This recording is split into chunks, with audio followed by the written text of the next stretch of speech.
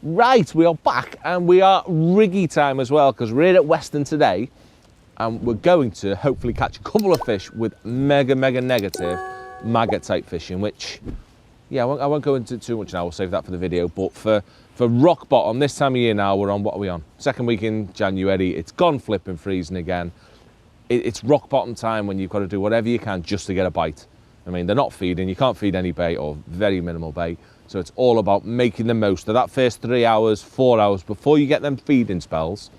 Just trying to catch whatever you, or not whatever you can. Still trying to focus on carp, F1s, maybe a few wide, bit quality fish sort of thing on snake lakes or venues like this behind me. We've got Stretton Pool at Western Pools behind me, which is all nice F1s and carpies and all that sort of thing. So somewhere you can fish maggots and you're not getting pestered by silvers is the main thing that I'm trying to get at. And this is the type of rig I'm going to use for it. So really simple.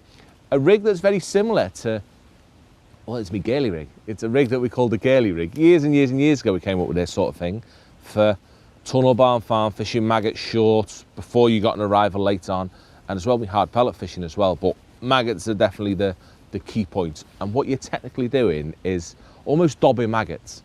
It's a rig that creates pretty much the most natural fall you can possibly get out of your maggot while still having it attached to a rig pretty much. So, without further ado, let's have a quick babble about what the rig is made up of. Elastic wise, I'm not going to go into that, let's just suit it to what you're doing.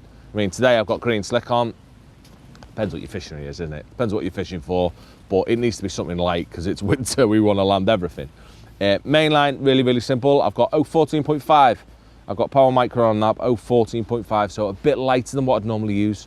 So because I need it to fall sexy through the water, I want a nice light one. I'm gonna have a really light float on. In this case, I've got one of Tim Moore's on with a 1mm solid plastic bristle, really sensitive.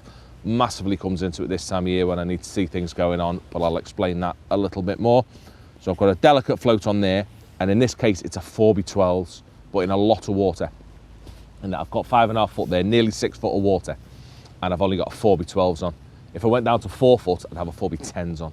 So it's really light. Conditions have to be right for it. You have to have pretty much flat, calm conditions, maybe a slight breeze like we got today.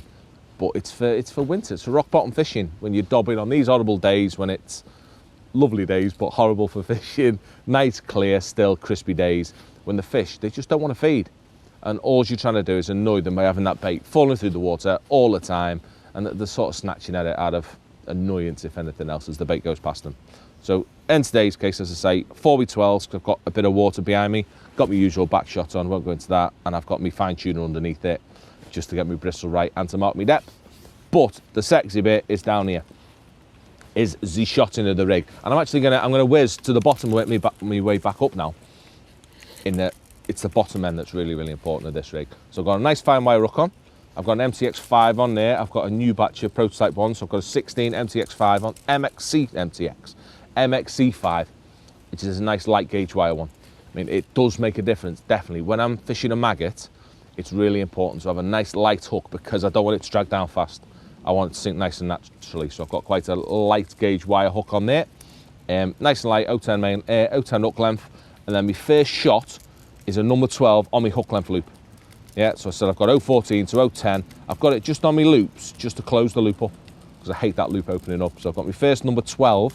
That's just a number 12 shot right on top, but I've got a big long hook length. I've got a 6-inch hook length in this case, because I'm not too bothered about, or I can't be bothered about the bite showing up. I don't want like a soft pellet rig where my bite's showing up with magnification of a big shot.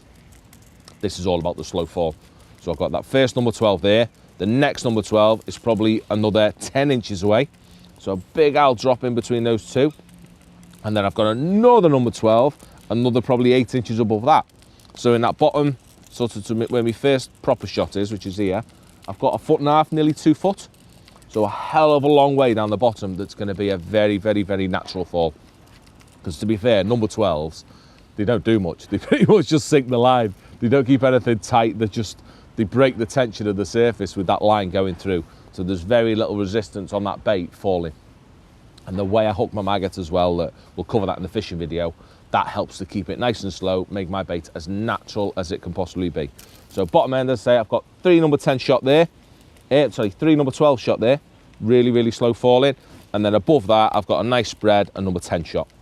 Yeah, with a 4x12 float, I've got 6 number 10s, and that shot to my float with a few fannying about shots underneath my float, absolutely perfectly. But it means that it goes down fairly quickly for the first half of the rig, but then that whole bottom half of the rig sort of thing, that the hook length and the double above it, comes down to the catching area really, really, really naturally, because that's how the fish are behaving. They're not intercepting me loose feed as such, they're not on the bottom.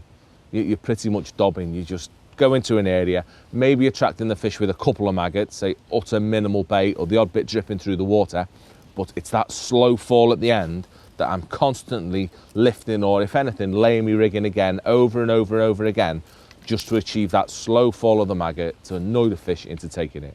So it's not a bagging up method. You're not going to catch hundreds of pounds of fish on it. It's about catching that 5 to 10 fish in the first part of your match when it really, really is rock bottom.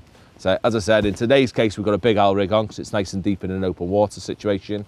If I was somewhere on a snake lake, it may be a little diddy 4x10s float, but it'd be the same in that I'd have a few number 10s or 11s spread right underneath the float, and then the bottom half of the rig would have very, very, very little shot in it. It's pretty much a dobbing rig, but you're fishing it on the bottom where you can keep your bait nice and accurate and work single places to sort of, as I say, annoy them fish into taking your bait. So not too much in depth with that one. Nice simple rig, but a massive, massive key part of my winter armoury when the fishing's hard and I need them few extra bites.